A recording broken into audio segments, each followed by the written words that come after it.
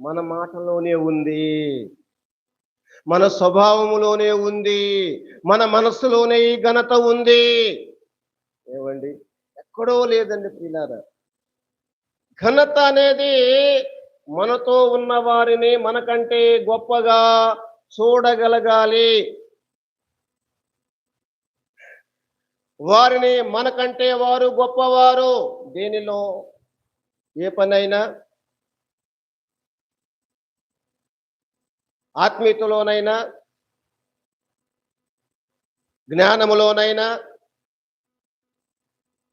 అన్నిటిలో మనకంటే, చదువులోనైనా, ఉద్యోగాల్లోనైనా మనకంటే గొప్పవారు అనే మనస్సు